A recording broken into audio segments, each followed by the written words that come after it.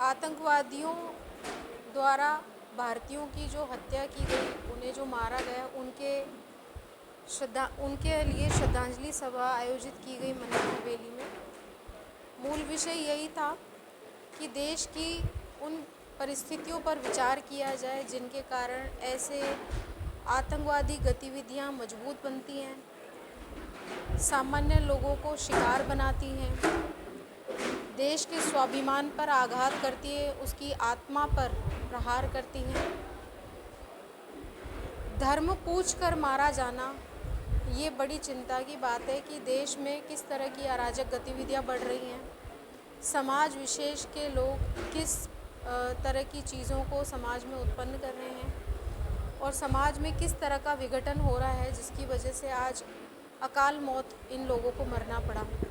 इसी विषय के ऊपर बातचीत रही। श्रद्धांजलि सभा में उनके लिए प्रार्थना की गई, सूक्ष्म कीर्तन किया गया, लोगों की चेतना को जागृत किया गया कि इस तरह की परिस्थितियां ना हो। इसीलिए प्रत्येक मनुष्य को जागृत होना कितना आवश्यक है, शक्तिशाली बनना कितना आवश्यक है। जब घोर अंधकार आता है तो वही समय होता है जागरण का।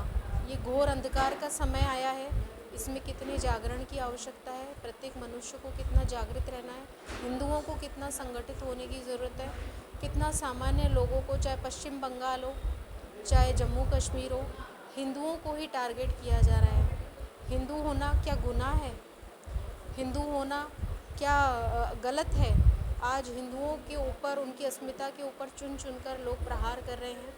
तो ये इस विषय को समझना, इस विषय पे लोगों को जागृत करना बहुत आवश्यक है। आज इसी विषय को हमने यहाँ रखा। 22 अप्रैल को पहलगांव में जो निर्दोष 27-28 हमारे व्यक्तियों की, भारतवासियों की गोली मारकर हत्या कर दी गई, वो निश्चय ही पाकिस्तान प्रायोजित आतंकवादियों की गतिविधि थी, जिसका हम घोर विरोध करते हैं। हम सीनियर सिटीजन सोसाइटी अजमेर के सभी सदस्य इस बात के लिए माननीय प्रधानमंत्री जी से आग्रह करते हैं कि वो इस पर कठोर से कठोर कार्रवाई करें और ऐसा हमें आश्वस्त करें, हम सारी अजमेर भारतवासियों को, कि वो इस तरह की गतिविधियाँ उनकी पुनरावृत्ति ना हो। मैं Krishna Kumar Gaur, senior citizen society Ajmer से, इसके निमित्त हमने एक श्रद्धांजलि सभा यहाँ मन्ना हवेली धौलाबाटा में रखी थी शाम को 6 बजे से। इस श्रद्धांजलि सभा में आज आके सभी ने अपना दुख और क्षोभ व्यक्त किया और हमारे बहुत से अतिथियों ने आया, उन्होंने बताया भी अपने बारे में, संस्था के बारे में। उसका हम बहुत बहुत आभार करते हैं।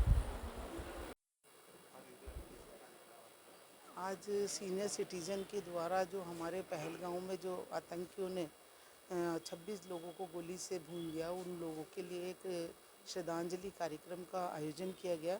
यहाँ पर सभी लोग उनको श्रद्धांजलि दी और देश की एकता और अखंडता को किस तरह से बनाए रखे, उस पर भी सब लोगों ने कहा। और इस देश को आज एकता की आवश्यकता है। इस देश को ज़रूरत है कि सब लोग मिलकर इस आतंकवाद का विरोध करें, आतंकवाद के खिलाफ लड़े और इस देश में एकता बनाए रखें, जिससे कि आने वाले समय में कई ऐसी दुर्घटना ना हो और हमारे जो देश के लोग हैं और जो वीर गति को प्राप्त हो, वो इस तरह से ना प्राप्त हो। किसी का बेटा, किसी का बाप, किसी का भाई जब इस दुनिया से जाता है तो बहुत दुख होता है। इसलिए हमें आतंकवाद के लिए सब लोगों को एक होकर एकजुटता से लड़ना पड़ेगा, इस देश को बचाना है। पहलगांव में हुई आतंकवादी घटना में मारे गए और हमारे जो पर्यटक बंधु, हमारे देश के जो बंधु हैं, उनको श्रद्धांजलि देने के लिए आज ये कार्यक्रम हुआ। गायत्री परिवार ने ये आग्रह किया कि हम इन सब परिस्थितियों को ठीक करने के लिए क्या करें, और इन परिस्थितियों को ठीक करने के लिए आज जो है 18 संकल्प, जो गायत्री परिवार का सत्संकल्प है, उसका पाठ किया गया और सबको संकल्प करवाया गया कि हमको इस देश में एक अच्छा नागरिक बनना है, अच्छा समाज बनाना है, अच्छा राष्ट्र बनाना है और उसके लिए हमें अपने आप को बदलना है। इससे हम प्रारंभ करें, ऐसा करते हुए हमने इस कार्यक्रम को संपन्न किया। मैं वीरेंद्र कुमार शर्मा, गायत्री परिवार में, यहाँ गायत्री शक्तिपीठ तोपदड़ा में उप मुख्य ट्रस्टी इस नाते से।